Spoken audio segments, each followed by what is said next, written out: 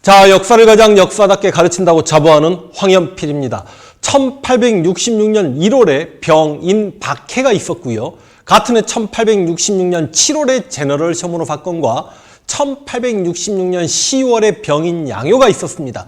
그리고 이제 1868년에 오페르트 도굴 미수 사건이 있는데, 이 사건이 어떤 사건이냐면 흥선 이야응이 권력 잡기 전에 자기 아버지 남영군의 묘를 이장을 시키는데, 당시 조선의 가장 유명한 풍수지리가 지관에게 우리 아버지 묘 이장하는데 명당을 좀 추천해달라고 했더니, 당시 지관왈 두 개의 천하의 명당이 있다.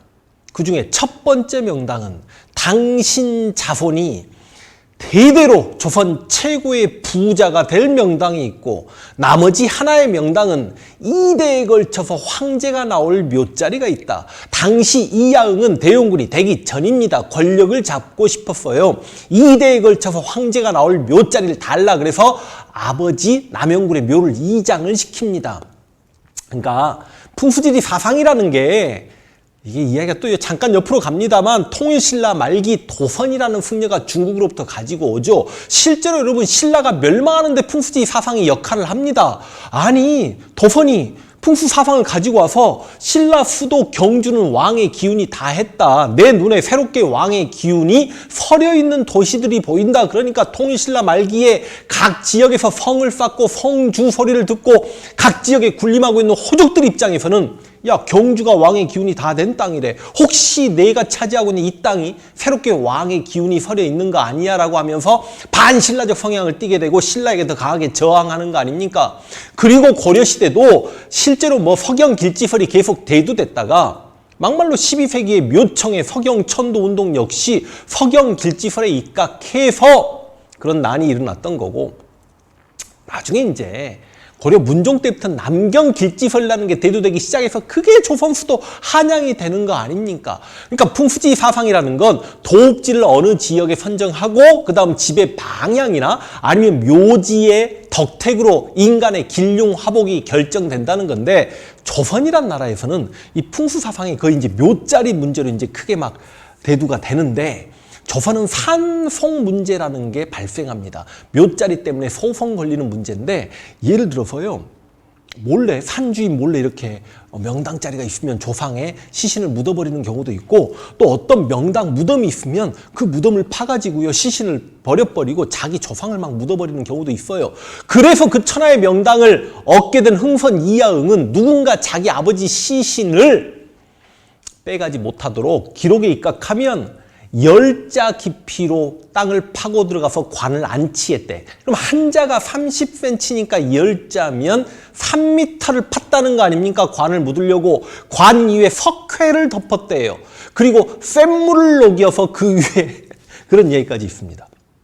근데 아이러니하게 진짜로 그렇게 아버지 남영군의 묘를 이장시켜놓고 놨더니 진짜 2대에 걸쳐서 황제가 나왔죠. 아니, 아들 고종이 왕이 됐다가 이 고종이 1897년에 대한제국을 수립하지 않습니까? 황제죠. 그리고 고종의 아들 순종이 대한제국의 마지막 황제죠. 진짜 2대에 걸쳐서 황제가 나온 신기한 일이 벌어진 겁니다. 그런데 실제로 이제 제가 이 충남 덕산의 남영군의 묘자리를 가봤습니다만, 제가 여러 묘들 다 답사했다라고 했지 않습니까? 근데 제가 가본 묘자리 중에 세종릉인 영릉과 더불어서 가장 감동받았던 묘입니다. 진짜로요. 이거는 영상이나 화면으로도 그 정말 대단함이 잡히지 않아요. 실제 가서 봤던 저뿐만이 아니라 제 조교들 역시 감탄을 합니다. 뭔가 정말 기가 오는 것 같아요. 지금 이 흥선 이야응 아버지 남영군의 묘가 명당이라는 소문이 나기 시작하니까 그 당시 세도가들이 그 옆에 묘들이 많이 들어옵니다. 근데 그 묘를 쓰는 사람들 보면 나라를 일본에게 팔았던 친일파들이 많이 막 그렇게 묘도 막 옮겨오고, 그래서 요즘 그 지역이 충남 덕산 지역이 공동묘지화 된다는 말도 있습니다만, 근데 오페르트가 이걸 파버린 거야. 그러니까 오페르트는 여러분이 일반적으로 수험 한국사 공부하거나 아니면 학창시절에 오페르트 도굴 미수 사건하고 들어보셨죠? 오페르트는 도굴꾼이냐 고고학자냐 막 그렇게 이야기하지 않습니까? 근데요, 조금 오페르트 입장에서는 억울한 누명일 수 있습니다. 원래 오페르트가 엄청난 인류학자고 동양에 대한 해박한 지식을 가지고 있었던 사람입니다. 1860년에 조선에 대해서 아무도 관심을 갖지 않고 있을 때 조선의 언어와 역사와 풍습과 제도에 대한 전반적인 이해를 하고 있었던 사람이고, 이 도굴 사건 이후에 10년인가 12년 후에 금단의 나라 조선이라는 책을 썼던 인물이기도 합니다. 나름 조선을 사랑했었는데 흥선대원군이 병임박해 때 천주교 신도들을 너무 많이 죽여버리니까 그거에 대한 분노감 때문에 나도 복수하겠다, 네 아버지 묘를 파서 시체를 가지고, 그러니까 어찌 보면 대원군에게 복수하려는 의도가 있었는데, 실은 이 오페르트를 자극했던 또 다른 인물이 있었는데 이 인물이 바로 신부였습니다. 기억나실지 모르겠습니다만 병임박해 때 흥선대원군이 12명의 프랑스 신부 중에 9명을 죽였다. 3명의 신부가 살아서 청나라로 도망을 치는데 그중에 니델라는 신부가 청나라 텐진에 주둔하고 있는 극동함대 사령관 노즈를 만났다라고 말씀을 드렸죠.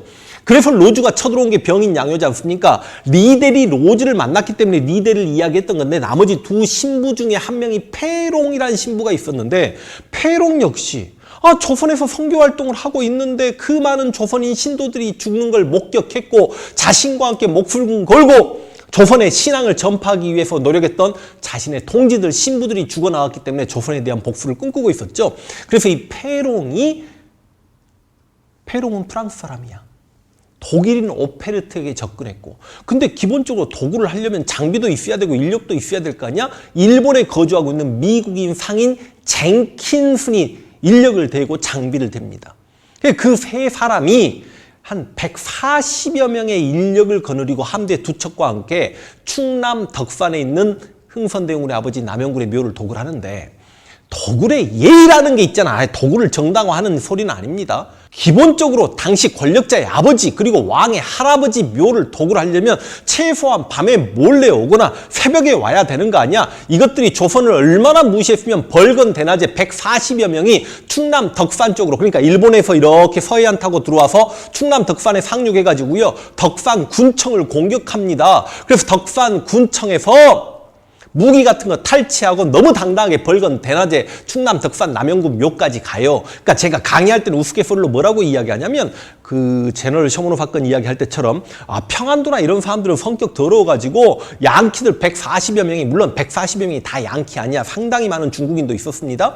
그렇게 해서 묘를 막 도굴하려고 하면 내내 종갓나 에미라이네하고 막 평안도 사람들은 덤벼들었을 거고, 전라도 사람들은 아따 너희 뭐하는 것이 하고 덤벼들었을 텐데, 충청도 사람들이 또 우리 착하고 순박하고 말투가 느려요. 뭐하유 하다 보니까 그 묘를 파버린 거예요.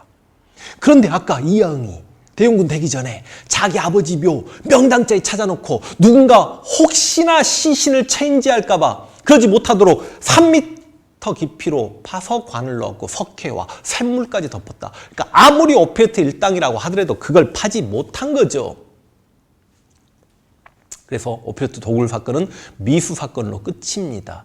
그리고 이들이 돌아가면서 영종도에 상륙해가지고 영종도를 공격하다가 이제 그 오페르트 일당 2명이 죽음을 당해요. 그러니까 대원군이 그 2명의 목을 효수해가지고 이제 그 목을 여기저기 보여주는 걸 효시라고 합니다. 팔도에 효시를 하죠. 근데 이 오페르트 도굴 미수 사건이 우리에겐 결코 좋은 사건이 아니었던 게, 당시 이양선에 대한 실체를 인지하고 나름 서양 세력에 대해서 궁금증을 가져갈 무렵에 이런 사건이 터져버리니까 어찌 보면 오페르트가 했던 짓거리는 반인륜적 행위였잖아요. 그렇죠? 그래서 조선인들이 부모 묘소 소중히 여기는 마음이야. 그거 이루 말할 수 없는 거 아닙니까? 그런데 오페르트가 이런 행동을 해버리니까 당시 조선의 지식인과 기득권계층 양반층 입장에서도 서양 애들은 기본적으로 절도범이고 도둑놈 같은 놈들이고 기본적으로 인간에 대한 예의가 없는 놈들이다라고 해가지고 통상 수교 거부 정책을 폈던 흥선대원군에게 오히려 지지를 보내게 되면서 우리가 개화로 가는 길목에 오히려 마이너스 효과를 냈던 게 바로 오페르트 도굴 미수 사건이고, 그래서 결과적으로 오페르트 독일 미수 사건에도 미국인 젠킨슨이 관여했잖아요. 그리고 저 앞에 있었던 이제 제너럴 셔머노 사건까지 그 제너럴 셔머노 사건과 오페르트 독일 사건 그리고 이제 이렇게 신미양요까지 연결된다는 것 좀 알고 계셨으면 좋겠습니다. 자, 오페르트 독일 미수 사건 간략하게 마무리하고 요즘 여러분 제가 한번 우한 폐렴이라고 이야기했더니 우한 폐렴이 아닙니다. 신종 코로나 바이러스입니다. 라고 하는데 뭐 어찌됐든 간에 가장 중요한 건 우리 건강이지 않습니까? 마스크 잘 쓰고 다니시고요. 그 마트나 이런 데 가면 사람들 많이 가는 곳에 가면 굉장히 마스크를 많이 쓰는데 그 밤에 어제 술을 한잔 했습니다만 술집에 갔더니 그 많은 사람들이 모여있는데 마스크 쓰는 사람들이 한 분도 없더라고요. 그래서 아, 술도 조금 자제해야 되겠구나라는 생각을 했습니다. 여러분 건강 챙기시고 바로 다음에 신미양요로 뜨겁게 만나겠습니다. 화이팅!